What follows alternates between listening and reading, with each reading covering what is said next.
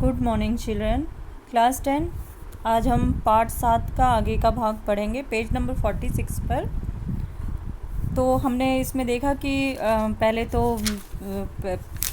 जो last video था उसमें हमने देखा कि जो मोहन बाबू हैं वो गंगा में बहने वाले दीप के बारे में अपनी पत्नी से पूछते हैं। उसके बाद उनकी पत्नी उनसे पूछती है कि वो उनके बारे में क्या कहेंगे जो बांसों में टंगे हुए दीपक हैं। परंतु मोहन बाबू इस प्रश्न का उत्तर नहीं देते हैं, वो नहीं कहते हैं। और आगे क्या कहते हैं, वो तुरंत ही मोहन बाबू ने कहा, वो बात को पलट देते और कहते हैं आकाश भी असीम है, जीवन दीप को उसी ओर जाने के लिए यह भी संकेत है।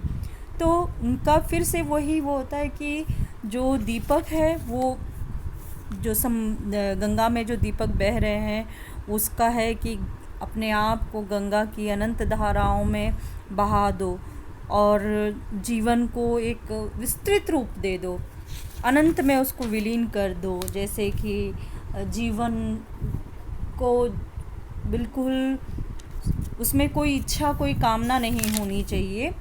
इच्छाओं से रहित जो इंसान है वो असीमता में नहीं जा पाता है, इसलिए उनका ये है कि वो इच्छाओं को त्याग दे। अगला वो जो मनोरमा जो उनसे पूछती है उसकी बात का उत्तर नहीं देते हैं और उल्टा पूछते हैं उसकी तरफ कि आकाश भी असीम है। अपनी प्रश्न करते हैं और अपने ही प्रश्न का उत्तर देते हैं, आकाश भी असीम है, जीवन को उसी ओर जाने के लिए यह भी संकेत है। और वो कहते कि जीवन का संकेत भी यही है कि असीम में चली जाओ। फिर हाँफते हुए उन्होंने कहना आरंभ किया, तुम लोगों ने मुझे पागल समझ लिया है, मैं यह जानता हूँ। उनके मन में ये एक वो आत्म केंद्रित है और केवल अपने बारे में सोचते हैं और उनका सारा दृष्टिकोण इसी बात पर रहता है कि लोग मेरे बारे में क्या कह रहे हैं, लोग मेरे बारे में क्या सोच रहे हैं। और वो अपने अनुसार कल्पना करते हैं कि लोग मुझे पागल समझ रहे हैं या ये। तो इस वजह से क्या होता है कि वो और ज़्यादा मानसिक रूप से बीमार होते हैं और उनके अंदर वो पागलपन के सारे लक्षण आने लगते हैं। दरअसल कितना उनको कुछ तो परिस्थितियां हैं और कुछ उन्होंने अपने आप को नकारात्मक विचारों से इस तरह से बना लिया है। तो वो हाँफते हुए कहने लगते हैं कि तुम लोगों ने मुझे पागल समझ लिया है, मैं यह जानता हूँ। ओह, संसार की विश्वासघात की ठोकरें ने मेरे हृदय को विक्षिप्त बना दिया है। विक्षिप्त यानी पागल बना दिया है, मनोविकार बना दिया है, उनके अंदर विद्रोह की भावना पैदा कर दी है, मुझे उससे विमुख कर दिया है। किसी ने मेरे मानसिक विप्लवों में मुझे सहायता नहीं दी, यानी जो उसको मानसिक पीड़ा हो रही थी, उसका मस्तिष्क में जो विद्रोह चल रहा था या जिस तरह से उसका मस्तिष्क कार्य नहीं कर पा रहा था, तो उस समय उसकी किसी ने सहायता नहीं की बल्कि उसे पागल होने के लिए छोड़ दिया। मैं ही सबके लिए मरा करूं, अब मैं ये नहीं सह सकता। ये सब मोहन बाबू कह रहे हैं। मुझे अकपट प्यार की आवश्यकता है, यानी कि निष्कपट प्रेम की, निष्कपट जिसमें छल ना हो, छल रहित प्रेम की आवश्यकता है। जीवन में वह कभी नहीं मिला। मुझे किसी से अकपट प्रेम नहीं, निश्चल प्रेम नहीं मिला। जो भी मेरे करीब आया वो छल करता हुआ आया, उस अपने स्वार्थ के लिए आया, उसे स्वार्थहीन प्रेम कभी नहीं मिला। तुमने भी मुझे। और उन्हें जो शंका और संशय है उससे उन्हें लगता है कि मनोरमा भी उनको क्या कर रही है, छल रही है। वो भी उनसे निस्वार्थ भाव से प्रेम नहीं करती है और वो सारा आरोप अपने उनकी जो मनोवृत्ति है, जो उनके अंदर मनोविकार है, जो पागलपन है, उसके लिए भी वो मनोरमा पर ही आरोप लगाते हैं, दोषारोप करते हैं उस पर। मनोरमा घबरा उठी, उसने कहा, चुप रहिए, आपकी तबीयत बिगड़ रही है, शांत हो जाइए। तब मनोरमा उनसे कहती है कि आप चुप हो जाओ, आप जितना बोलेंगे उत्तेजना बढ़ेगी, क्योंकि जब हम ऐसे बोलते हैं तो हमारी उत्तेजना बढ़ती है, उत्तेजना में सांस फूलने लगती है, तबीयत ख़राब हो सकती है इसमें। तो उनके लक्षण हैं मोहन बाबू के इस तरह के, तो वो उन्हें संभलने के लिए कहती है ताकि उनकी तबीयत ना ख़राब हो। क्यों शांत हो जाओ, राम निहाल को देखकर चुप रहूं। उसे लगता है कि वो मनोरमा जो चुप होने के लिए उनसे कह रही है, किस लिए, क्योंकि राम निहाल वहाँ पर है। वह जान जाए इसमें मुझे कोई भय नहीं, कि अगर वो भी जान जाता है तो क्या बात है, तुम लोग छिपाकर सत्य को छलना क्यों बनाती हो, कि तुम लोग सत्य को छिपाना क्यों चाहती हो, उस पर पर्दा क्यों डालना चाहती हो। मोहन बाबू के श्वासों की गति तीव्र हो उठी, और ज़रूर क्योंकि उत्तेजना में व्यक्ति बहुत ऊंची आवाज़ में बोलता है और उसमें क्रोध की भावना भी होती है, जिसकी वजह से जो सांसें हैं वो तीव्र गति से दौड़ने लगती है। मनोरमा ने हताश भाव से मेरी ओर देखा। उसने कि इन क्या कहा जाए, वो एक निराशा के भाव से राम निहाल को देखने लगती है। वह चांदनी रात में विशुद्ध प्रतिमा से निश्चेष्ट हो रही थी। निश्चेष्ट का अर्थ है जिसमें किसी तरह की कोई भी हलचल ना हो, वो बिल्कुल जैसे मूर्छित अवस्था में पहुंच गई हो, इस तरह से उसमें कोई भी संवेदना नहीं रह गई थी।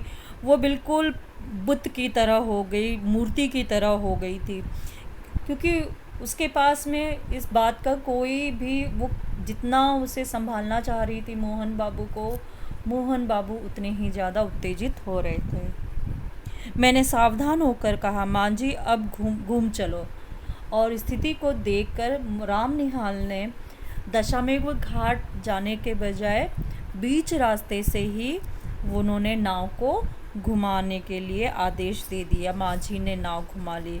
कार्तिक की रात चांदनी से शीतल हो चली थी, और जो गंगा का तो पानी ठंडा होता ही है, कार्तिक की रात भी थी तो हल्की फुल्की ठंड तो उसमें होती ही है, और साथ में पानी का भी, तो इस तरह से वो और भी ठंड हो रही थी।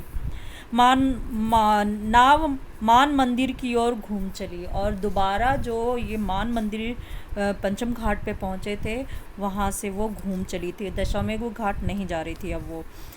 मैं मोहन बाबू के मनोविकार के संबंध में सोच रहा था। वे मनोविकार, उनकी मानसिक स्थिति जो थी, वो जिस पीड़ा से गुजर रहे थे, या जो उनके अंदर अवसाद का भाव था, उस अवसाद के संबंध में वो विचार कर रहे थे। कुछ देर चुप रहने के बाद मोहन बाबू फिर अपने आप कहने लगे, ब्रज किशोर को मैं पहचानता हूँ मनोरमा, उसने तुम्हारे साथ मिलकर जो षड्यंत्र रचा है मुझे पागल बना देने का, जो उपाय हो रहा है उसे मैं समझ रहा हूँ। तो उन्हें लगता है कि ब्रजकिशोर बाबू के साथ में मिलकर मनोरमा मोहन बाबू के खिलाफ, मतलब अपने ही पति के खिलाफ षड्यंत्र रच रही है, ताकि उन्हें पागल घोषित कर दिया जाए, उन्हें अदालत में पागल घोषित कर दिया जाए। और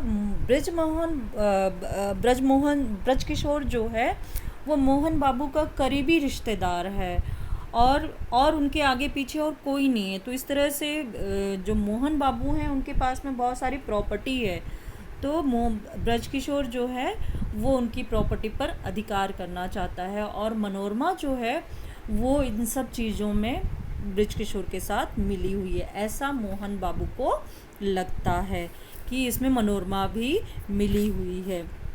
ओह, आप चुप न रहेंगे? मैं कहती हूँ यह वह व्यर्थ का संदेह आप मन से निकाल दीजिए, या मेरे लिए संखियाँ मंगा दीजिए, छुट्टी हो। संखियाँ यानी एक प्रकार का विष होता है, एक तरह की।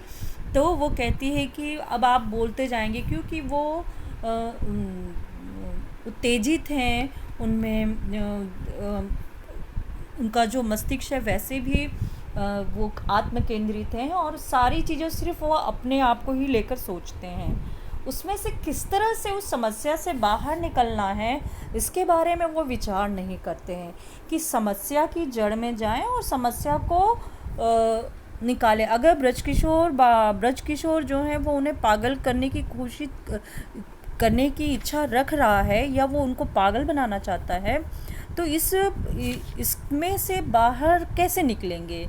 ये तो मोहन बाबू को ही तय करना पड़ेगा कि वो अपने आप को मानसिक रूप से स्वस्थ रखें, अपने अंदर नकारात्मक विचारों को न आने दे, ताकि वो इससे बाहर निकल आए। परंतु ऐसा नहीं होता है और वे उल्टा और उसकी योजना को, उसके षड्यंत्र को सफल बनाने, उनकी इस तरह के विचार से बृजकिशोर को सहायता ही हो रही थी, क्योंकि वो उनको अगर पागल बनाना चाह रहा है तो ये ज़्यादा विचार करके और पागल जैसे हो ही रहे थे, तो उसको साबित करने में ज़्यादा देर नहीं लगेगी। और उसके बाद में जब पत्नी मनोरमा से कुछ नहीं सहा जाता है तो वो कहती है कि मेरे लिए संखिया मंगा दीजिए, कि मेरे लिए थोड़ा सा जहर मंगा लो, ताकि मैं उसे पी खाकर सारा जो लफड़ा है, जो शक है, जो संशय है, जो उनकी बीमारी का मुख्य कारण है, वो सब क्या हो जाए, ख़त्म हो जाए। अगला पेज नंबर 47 जो है हम नेक्स्ट वीडियो में करेंगे। अपना ध्यान रखिए।